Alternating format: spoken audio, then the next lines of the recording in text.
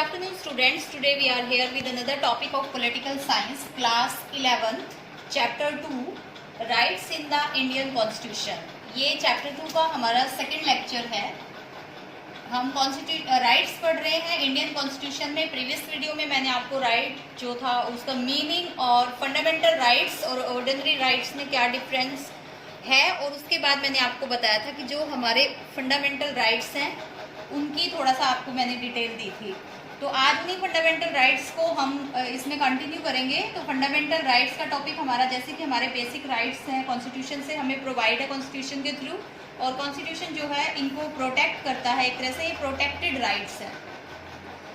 जो fundamental right है यानी कि हमारे जो मौलिक अधिकार हैं वो आप सबको पता है. मैंने प्रीवियस वीडियो में आपको बता दिया था कि हमें 6 मौलिक अधिकार मिले हुए हैं हमारे इंडियन कॉन्स्टिट्यूशन के द्वारा.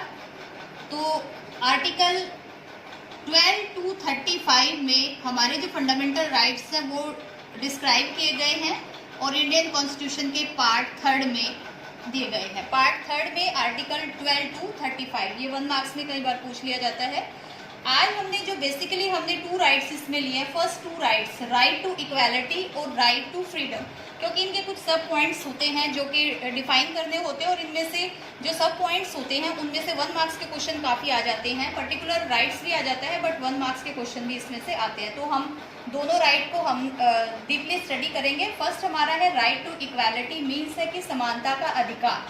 सबसे पहले मीनिंग की समानता का अधिकार क्या है.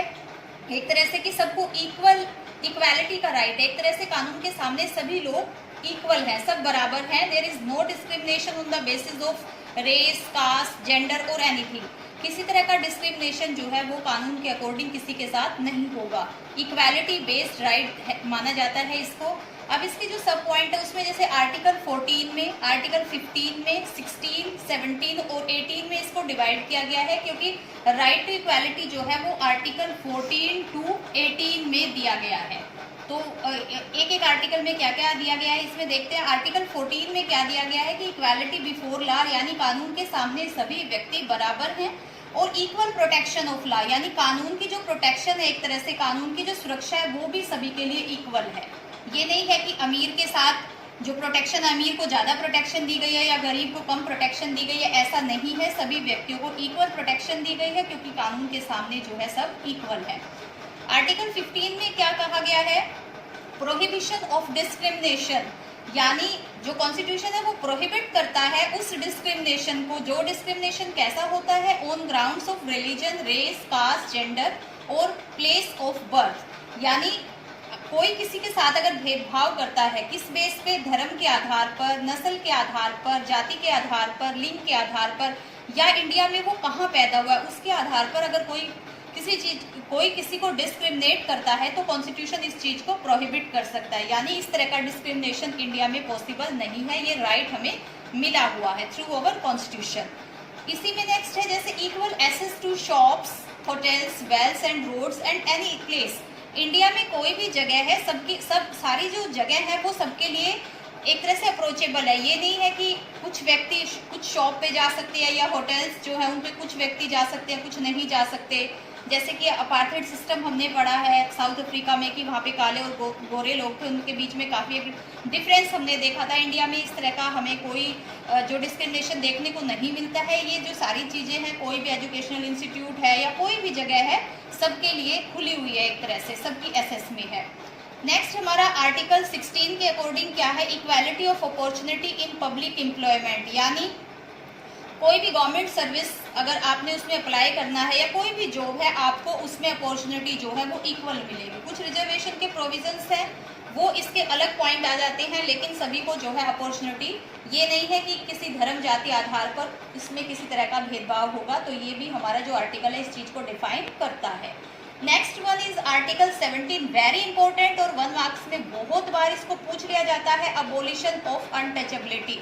अनटचेबिलिटी मतलब छुआछूत, जो कि एक बहुत बड़ी एक तरह से हमारे यहाँ पर इंडियन सोसाइटी में बहुत बड़ा, इसको हम एक प्रॉब्लम कह सकते हैं, समस्या कह सकते हैं. जो हिस्ट्री में अगर हम पढ़ते हैं तो बहुत टाइम तक हमारे लोगों ने इसको फेस किया है. जो अपर कास्ट लोअर कास्ट का एक सिस्टम था, उनके बीच में जो गैप था वो अनटचेबिलिटी यानी कि जो लोअर कास्ट पीपल है उनके साथ अनटचेबिलिटी करना, छुआछूत की जो प्रॉब्लम थी उसको बहुत उन्होंने फेस किया है और कॉन्स्टिट्यूशन में इस समस्या को अबोलिश किया गया है, यानी इसको बिल्कुल ख़त्म कर दिया गया है, पूरी तरह से इसको ख़त्म कर दिया गया है।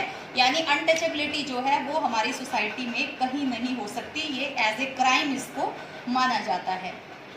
नेक्स्ट आर्टिकल 18 में क्या है, अबोलिशन ऑफ टाइटल्स, यानी पहले क्या होता था ब्रिटिश टाइम में लोगों को टाइटल्स, उपाधियाँ मतलब दी जाती थी, जैसे घराने होते थे, जमींदार वगैरह होते थे, जैसे नवाब होते थे, तो इस तरह के टाइटल्स होते थे, लोगों को टाइटल से एक तरह से संबोधित किया जाता था उनको, तो उसको अबोलिश कर दिया गया है। कुछ एक टाइटल्स को अब रखा गया है यहाँ पर, उसके अलावा बाकी के जो टाइटल्स थे यानी उपाधियाँ थी उनको एक तरह से हमें हमारे इंडियन कॉन्स्टिट्यूशन में ख़त्म कर दिया गया, अबोलिश कर दिया गया है, क्योंकि हमने इक्वालिटी को स्टैब्लिश करना है। राइट कौन सा है ये, राइट टू इक्वालिटी। हमने 1 बाय 1 सभी इसके जो सब राइट्स है वो पढ़ लिए हैं हमने, और ये बहुत इंपॉर्टेंट टॉपिक है आपका, ये पॉलिटिकल साइंस के पॉइंट ऑफ व्यू से तो इम्पोर्टेंट है, ये जनरल अवेयरनेस के लिए भी बहुत इम्पोर्टेंट है, क्योंकि हमें अपने जो बेसिक राइट्स होते हैं उनके बारे में ऑब्वियस है उनकी नॉलेज हमें होनी चाहिए। तो राइट टू इक्वालिटी आपका कंप्लीट होता है। नेक्स्ट हमारा राइट है right to freedom, very important, स्वतंत्रता का अधिकार। अब स्वतंत्रता का अधिकार किस किस क्षेत्रों में हमें कैसे कैसे मिला हुआ है, देखो उसको पढ़ते हैं। आर्टिकल याद रखने हैं, आर्टिकल 19, 20, 21 और 22, यानी कि राइट टू फ्रीडम कितने आर्टिकल्स के बीच में, आर्टिकल 19 to 22, ये आर्टिकल 14 to 18 आर्टिकल्स हमेशा ध्यान रखने हैं। तो इसमें हम पढ़ते हैं सबसे पहले 19 आर्टिकल्स में कौन कौन से फ्रीडम के राइट दिए हुए हैं। देखो हमें 6 टाइप की फ्रीडम हमें प्रोवाइड है इसमें, जो इसको एक क्लस्टर ऑफ 6 फ्रीडम भी कहा जाता है, एक तरह से 6 स्वतंत्रताओं का समूह कहा जाता है जो हमें स्टेप बाय स्टेप दी गई है आर्टिकल 19 में। कौन कौन सी है देखते हैं। प्रोटेक्शन ऑफ राइट टू, किस किस चीज़ का हमें प्रोटेक्शन है, freedom of speech and expression, हमें बोलने का अधिकार है, अपने विचारों को एक्सप्रेस करने का राइट है। फर्स्ट इसमें आ जाता है असेंबल पीसफुली, हम पीसफुली यानी शांतिपूर्वक तरीके से कहीं भी किसी भी प्रॉब्लम को लेकर इकट्ठे हो सकते हैं, लेकिन मेनली उसमें किस चीज़ का ध्यान रखना है कि हम अकॉर्डिंग टू लॉ उस प्रोविज़न को हम कंप्लीट करते हो, यानी कि पीसफुली हो वो सारी चीज़ें। फॉर्म एसोसिएशन यूनियंस, हमें एसोसिएशन यूनियंस बनाने का एक राइट है, फ्रीडम है हमें इस चीज़ की कि हम अपना कोई ग्रुप बना सकते हैं, अपने जो भी हमारा कोई प्रोफेशन है उससे रिलेटेड हम अपना कोई ग्रुप बना सकते हैं। Move freely through out the country, हम अपने देश में, अपने देश के किसी भी हिस्से में बिना किसी रोक टोक के घूम सकते हैं। 5th one is reside and settle in any part of our country, हम अपने देश के किसी भी हिस्से में मतलब रह सकते हैं, वहाँ पर अपनी कोई प्रॉपर्टी खरीद सकते हैं, सेटल हो सकते हैं वहाँ पर। और अगर हम कहीं पे सेटल हो गए हैं तो हम क्या कर सकते हैं, प्रैक्टिस एनी प्रोफेशन, यानी हम कोई भी काम धंधा कोई भी व्यवसाय हमने करना है हम वो कर सकते हैं। तो ये एक आर्टिकल में दी गई हमें फ्रीडम है जो 6 टाइप की होती है। इसको भी कई बार 1 क्वेश्चन के पर्पज से पूछ लेते हैं या इसको कई बार 1 मार्क्स में पूछ लेते हैं। नेक्स्ट 20 में देखिए क्या है, 20 आर्टिकल में क्या दिया हुआ है, protection in respect of conviction for offence, यानी कि जो अपराध होता है, कोई व्यक्ति जैसे अपराध करता है तो उसके रिगार्डिंग कुछ हमें फ्रीडम दी गई है। जैसे कि कोई अपराधी व्यक्ति होता है, उसको कोई भी जो पुलिस है या कोई भी है, उसको एक तो सबसे पहले तो बिना किसी अपराध के, जबकि आप उसको बता नहीं रहे हो कि क्या अपराध किया, उसको अरेस्ट नहीं कर सकते। दूसरा, अगर उसको अरेस्ट कर लिया है तो 24 आवर्स में उसको मजिस्ट्रेट के सामने मतलब पेश करना होता है। आफ्टर दैट क्या करना होता है कि उसको ये राइट दिया हुआ है कि उसको जो विक्टिम है उसको ये राइट दिया हुआ है कि वो कोई भी अपनी पसंद का कोई वकील उस टाइम पे हायर कर सकता है। मतलब कन्विक्शन से रिलेटेड ये प्रोटेक्शन मेथड इसमें दिया हुआ है आर्टिकल 20 में। एक तरह से क्राइम से रिलेटेड जो चीज़ें दी गई है ये कि हमें फ्रीडम है कि अगर कोई क्राइम होता है या कोई अपराधी क्यों, तो जब तक उसका अपराध डिक्लेयर नहीं हो जाता तो उसके साथ उस तरह का बिहेव नहीं किया जा सकता। नेक्स्ट हमारा 21 में आता है right to life and personal liberty. ये भी बहुत इंपॉर्टेंट राइट है। देखो ये जो राइट है 21 ये एक्सपेंड होता रहता है एक तरह से, इसमें जो भी प्रोविजन है वो बढ़ते रहते हैं, जैसी हमें ज़रूरत होती है उसके अकॉर्डिंग इसको एक्सपेंड कर दिया जाता है। सभी व्यक्तियों को जीने का अधिकार है, मतलब एक निजता का अधिकार होता है, पर्सनल लिबर्टी का अधिकार है। जैसे आपका एक अलग आपकी जो एक लाइफ होती है, जो प्राइवेट लाइफ है, उसको मतलब ये नहीं है कि एक तरह से प्रोटेक्शन है गवर्नमेंट के थ्रू से, कॉन्स्टिट्यूशन में ये राइट है। इसके अलावा इसी में कुछ और राइट्स जो है वो जोड़ दिए गए हैं, जैसे कि मैंने कहा कि ये एक्सपेंड होता रहता है, जैसे कि राइट टू एजुकेशन इसमें जोड़ दिया गया है।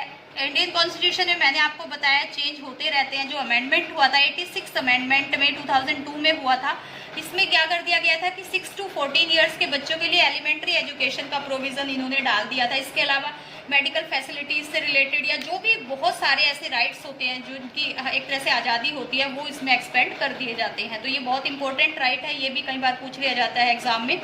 लास्ट वन है हमारा 22 protection against arrest and detention in certain cases. देखिए फर्स्ट जो राइट था हमारा वो क्राइम से रिलेटेड था, यानी कि एक अपराध से रिलेटेड था। लास्ट वाला हमारा है कि जब जिसको अरेस्ट कर लिया जाता है तो उसका एक डिटेंशन मेथड होता है कुछ केसेस में, तो वो मेथड बिल्कुल कॉन्स्टिट्यूशन के अकॉर्डिंग होना चाहिए। ये नहीं है कि हम किसी के साथ गलत व्यवहार करें, उससे रिलेटेड इसमें कुछ प्रोविजंस आते हैं, यानी गिरफ्तारी से रिलेटेड कुछ प्रोविज़न आते हैं। जब किसी अपराधी को पकड़ा जाता है तो उससे रिलेटेड इसमें कुछ प्रोविज़न जो है वो रखे गए हैं। जैसे कि अगर किसी को गिरफ्तार किया गया है तो उसके जो वकील को हायर करने से रिलेटेड उसको एक तरह से पूरी छूट है, तो ये सारा एक डिटेंशन पीरियड होता है जो कि इसमें मेंशन किया गया है। तो ये हमारी फ्रीडम का राइट है, इस तरह की हमें आज़ादी मिली हुई है सारी, तो ये राइट टू फ्रीडम में इंक्लूड होता है। तो हमारे 2 राइट आज कंप्लीट हो गया, 2 fundamental rights, right to equality और right to freedom. I hope आपको बहुत अच्छे से समझ आ गए होंगे।